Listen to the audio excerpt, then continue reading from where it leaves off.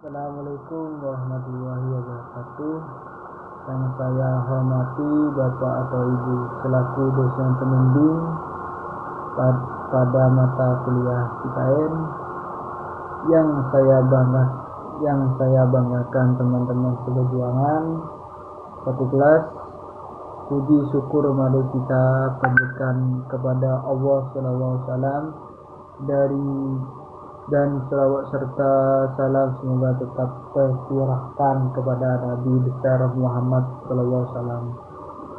Adapun topik yang akan kita diskusikan pada hari ini yaitu tentang sistem pemerintah dan otoda. Perkenalkan, nama saya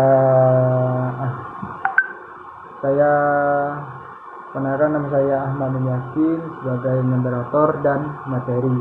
Sekian, terima kasih. Materi pertama, pengertian sistem pemerintahan. Istilah sistem pemerintahan berasal dari gabungan dua kata, sistem dan pemerintahan. Sistem adalah suatu keseluruhan terdiri dari beberapa bagian yang mempunyai hubungan fungsional baik antara bagian-bagian maupun hubungan fungsional terhadap keseluruhannya, sehingga hubungan menimbulkan suatu ketergantungan antar bagian-bagian yang akibatnya jika salah satu bagian tidak bekerja dengan baik akan mempengaruhi keseluruhannya. Sistem pemerintahan daerah di Indonesia. Pemerintah daerah adalah kepala daerah sebagai unsur penyelenggara pemerintahan daerah yang memimpin pelaksanaan urusan yang menjadi kewenangan otonomi daerah. Dewan Perwakilan Rakyat Daerah yang selanjutnya disingkat DPR adalah lembaga perwakilan rakyat daerah yang berkedudukan sebagai unsur penyelenggara pemerintah daerah.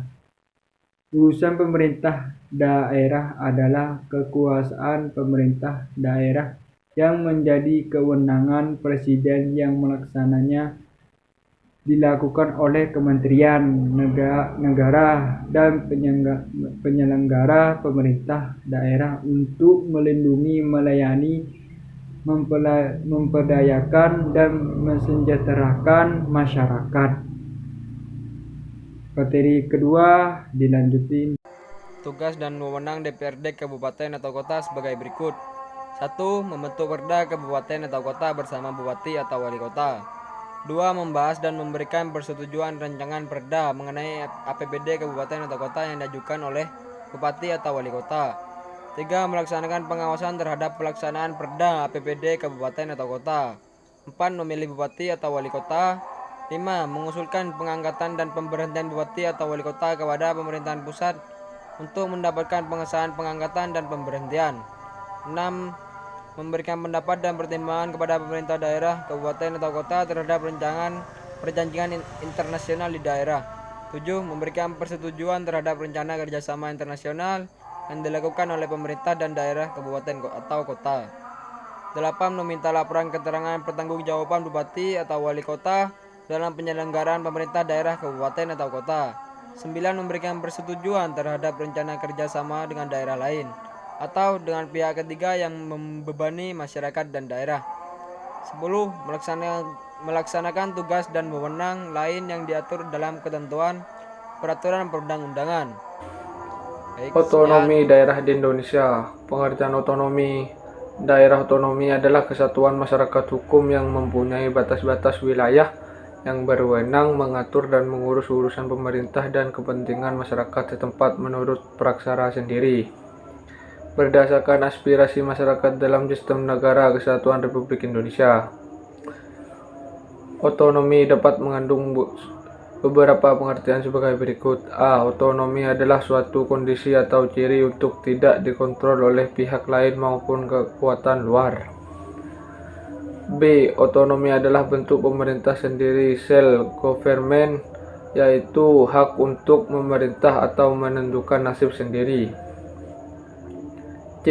Pemerintah sendiri yang dihormati, diakui dan dijamin tidak adanya kontrol oleh pihak lain terhadap fungsi daerah, local or internal affair, atau terhadap minoritas suatu bangsa. D. Pemerintah otonomi memiliki pendapatan yang cukup untuk menentukan nasib sendiri, memenuhi kesejahteraan hidup maupun dalam mencapai tujuan hidup secara adil. Perkenalkan, nama saya Abdillah Manana, kelas P3RD 2. Asas-asas penyelenggaraan otonomi daerah. Ada 3 asas penyelenggaraan otonomi daerah, yaitu desentralisasi, dekonsentrasi, dan tugas pembantuan. Dari kalangan ahli hukum Indonesia, desentralisasi definisikan secara beragam. Menurut RDH Kusumaraharja, secara harfiah, kata desentralisasi berasal dari 2 penggalan kata bahasa Latin, yakni de berarti lepas, sentrum berarti pusat. Makna harfiah dari desentralisasi adalah melepaskan diri dari pusat. Dalam makna ketatanegaraan, desentralisasi adalah penyerahan kekuasaan pemerintah dari pusat kepada daerah-daerah. Desentralisasi merupakan satu tiga desentralisasi. Desentralisasi ketatanegaraan atau lebih sering disebut dengan desentralisasi politik. Bukan abjali desentralisasi seperti halnya dengan dekonsentrasi. Dekonsentrasi merupakan abjali desentralisasi. Disebut pula delegati van Beog, yakni melimpah kewenangan dari alat perlengkapan negara pusat kepada instansi bawahan untuk melaksanakan pekerjaan tertentu dalam penyelenggaraan pemerintah. Assalamualaikum warahmatullahi wabarakatuh. Saya Rian Ashar Kamal. Saya akan melanjutkan presentasi dari Abdillah Maulana. Berikut asas-asas penyelenggaraan otonomi daerah dalam Undang-Undang Nomor 23 Tahun 2014 pada pasal 1, yaitu 1. Asas desentralisasi penyerahan urusan pemerintahan oleh pemerintahan pusat kepada daerah otonomi berdasarkan asas otonomi. 2. Asas dekonsentrasi adalah pelimpahan sebagian urusan pemerintahan yang menjadikan kewenangan pemerintahan pusat kepada gubernur sebagai wakil pemerintah pusat, kepada instansi vertikal di wilayah tertentu, dan atau kepada gubernur dan bupati atau wali kota sebagai tanggung jawab urusan pemerintahan umum. 3. Tugas pembantuan adalah penugasan dari pemerintah pusat kepada daerah otonomi untuk melaksanakan sebagian urusan pemerintah yang menjadi kewenangan pemerintah pusat atau dari pemerintah daerah provinsi kepada daerah kabupaten atau kota untuk melaksanakan sebagian urusan pemerintah yang menjadi kewenangan daerah provinsi. Sekian presentasi dari kami, kurang lebihnya mohon maaf. Wassalamualaikum warahmatullahi wabarakatuh. Sekian, terima kasih.